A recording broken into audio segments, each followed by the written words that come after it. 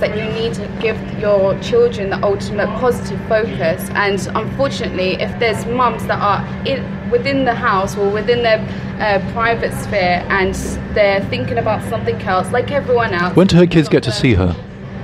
I think she said, look at me, I know her rota now, but I think in the book she did stipulate that she wanted her and her husband to be at their dinner time. From dinner time, they wanted to have dinner as a family, and they wanted to just relax in the evening. I mean, in any day and age today, we all work. We get home about 5 o'clock anyway. So for her, working in quite a condensed atmosphere where she has so much work to do, getting home for Facebook, about, by the way. Getting home for about 6, 7. Sorry, because I'm 50, does that mean I wouldn't know that? I mean, okay, that's very ageist, isn't it? Isn't that very ageist? You've just been discriminated against, Sheila. I have been discriminated against. I'm almost offended. It's like I went on a drinking spree. Just a quick story. I went on a drinking spree with this friend of mine, and we were in Richmond, and we literally got on a pub crawl, and we ended up in this nightclub. Well, this drinks place, which ultimately was a nightclub in effect, and we were asked to leave because we looked too old. I wasn't really offended. I found it quite funny. No, why wouldn't I be? Because the thing is, I didn't meet the clientele. I didn't meet the target market. Because the target market... You see, the thing is, whether the marketplace is right or wrong, it's right. Whether we agree with it or not. Because the marketplace dictates what is happening right now. Does that make sense? Yeah. All right. If you personify the marketplace, if she doesn't like harassment, then harassment is wrong. But harassment was fine 10 years ago because it wasn't mentioned. It's only now that people have decided to say something about it that it makes it wrong. Because the thing is, whether harassment's actually happening now and it's a big thing, half the things that have come out will happen 10, 20 years ago. Which is what was acceptable, which in some ways people tolerate it, whether they probably didn't like it, they tolerated it then. Because let's face it, we were discussing this the other day about if a woman gets approached by a man and he doesn't want to accept no for an answer, which is what we're taught. We're taught to empower people. Don't take no as the first answer. You've got to keep on pushing, yeah? You listen to some TED Talks and that's what they tell you, all right? And then he will talk to a woman and he will attempt again because he really likes her. If she doesn't like him, that's harassment. If she likes him, that could be flirting. Couldn't that not be? No, absolutely. I agree with that. Yeah, definitely. Well, that was a hot topic recently as well on the news and everything. So the previous question you asked was, what did you ask at the men in the workforce? Or men and women different? Yeah, I think they are very highly different. There are certain jobs that women can't do and there's certain jobs that men can't do. For example, there's managerial jobs that men can do better than women because they're like masculine, mean, lean, aggressive, forceful, compared to women. As women are more nurturing and caring, there will be other jobs for them in an organization, or something like a builder job. I don't think women can physically do that job as men can, because men would be more strong in that context of like picking up bricks and... Okay, on the whole, physical power is relevant in some cases, not all though, because there are some pretty strong women. But going back to what you're saying about men being more aggressive and women being nurturing. Yeah, in many contexts. This is sort of a fact, to be honest. We even study this in gender management in university as one of our modules, that we are taught that men are more masculine and forceful, and that's why they appear to be most of them. But now maybe it's not as traditional as before, so it could have a change. When you say appear, because I mean, don't forget, men produce far more testosterone in their system, which therefore makes them more masculine, and women produce more estrogen. When a woman starts to reverse that, or they re-engineer that, and they become more masculine, they'll start producing more testosterone. And we said it in our earlier podcast, show me an incredibly strong woman, and I'll show you an unhappy single woman. In most cases, because the thing is they can't find a strong enough man to be able to actually handle them, which means men will then go into what's called their shadow selves. If you actually ever listen to Carl Jung, who was a psychiatrist in the 1940s. Something like that. Around about Freud, and he talks about you go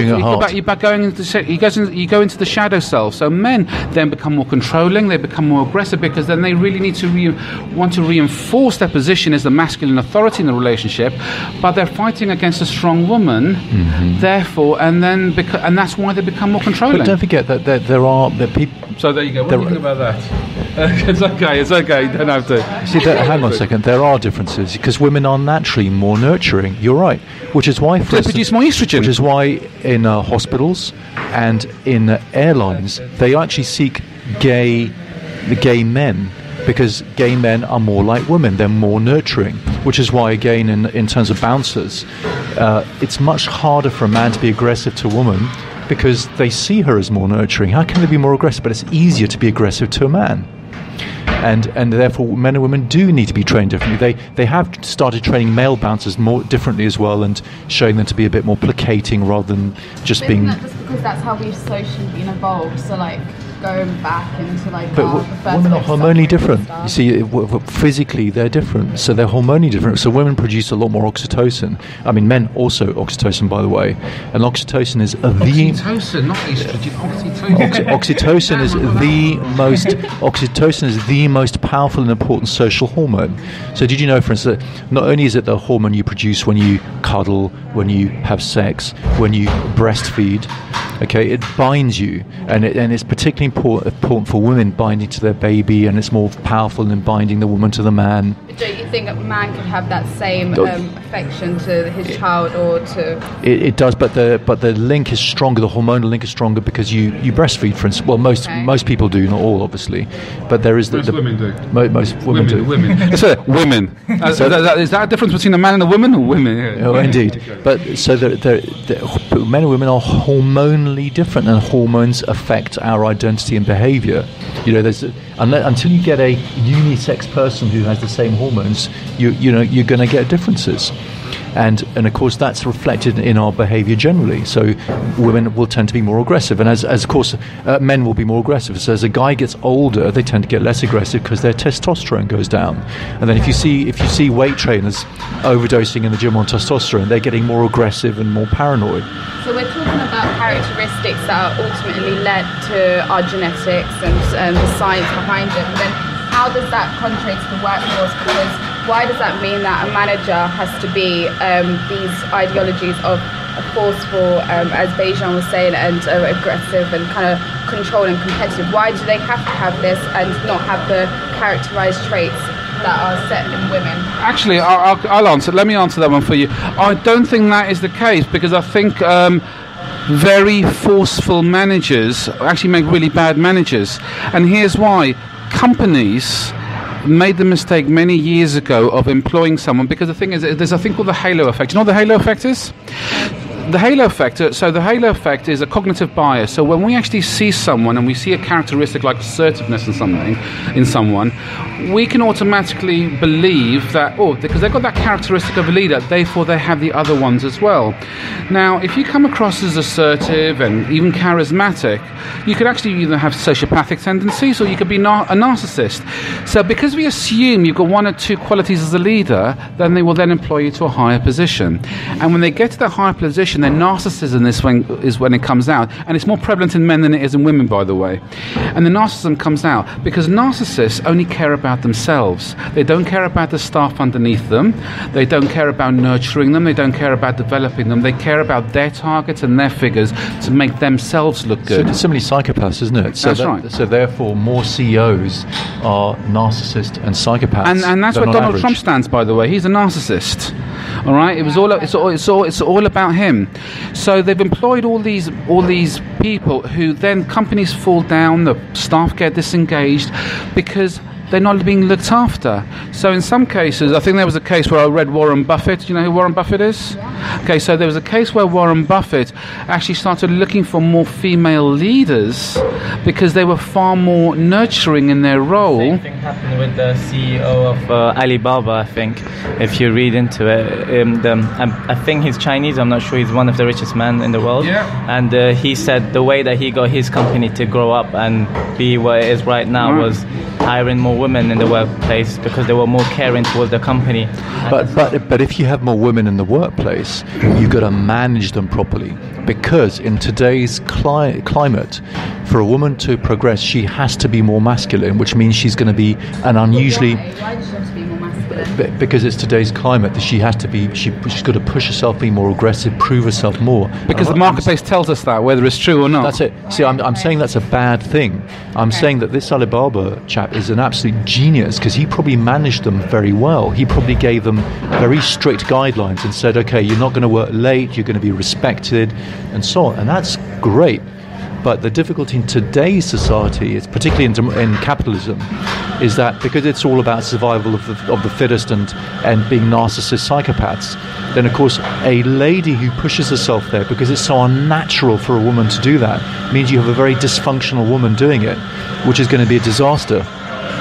And also what happens is there's been a high rise in women who've been suffering from stress, isn't there, and anxiety? Hugely so. Because you're taking them so far out of their comfort zone from what they're actually used to, that they're actually then crumbling in those high positions. So there is about anxiety, balance. depression, and a 20% increase in the last 10 years of self-harm. So there is a balance. Men as well. Men are suffering from social disintegration because, of course, men aren't as socially skilled. They don't respond to oxytocin as much. So one of the arts, because we are different, you see. Like as we said in the football teams, people got their position. In companies, people have got their position. Men and women are different. And I always remember one of my old professors. He used to allocate cases according to abilities of individual junior doctors, and that's how he built up superb specialists. So for instance, I'll give you an example. In a typical work appraisal, your manager may go, so how do you think you did? And if you think you're being clever, you'll go, well, I'm okay at this, but I'm not so good at this, so you own up to it. And then they'll say, well, what do you think you should do? And you go, well, this is safe, but this, maybe I need to do a course in this to get better at it. Wrong. The manager needs to go, no, you're okay at this, that's okay, but you're good at this. Let's send you on a course to become superb at this. So instantly you're developing diversification in the workforce. Everyone is not equal. You have different abilities. I really agree with that. But the same rights. Same rights. This is the key thing to understand. So men and women are different. Women are more nurturing, and that's the natural fact because we're hormonally different. Categorize them as the genders, but then what about women that are in different countries now? So we're kind of expanded it because that's obviously the third wave, and that was what it was all about. We felt that, and from the second wave, we appreciated that women and men were different, and obviously we appreciated that form of equality, even though it was under what our lecturer would say patriarchal power. But then we moved on to the third wave, where it was more about not thinking about the middle class white woman and thinking more about Am I allowed to ask you about religion, by the way? yeah, that's absolutely fine. What religion are you guys? You don't have to say. I was brought up Catholic, so Right. I'm from a Spanish family. ¿Hablas yeah. español? Sí. Okay. And you good self? I'm a Muslim. Okay, now you know the rules for divorce in Islam.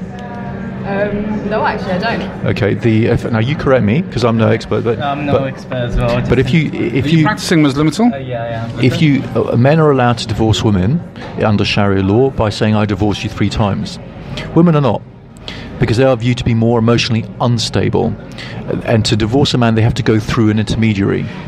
And if you think about it, I thought to myself, you're damn right, because if women were allowed to divorce 3 times, they'd be divorcing their husband every day of the week.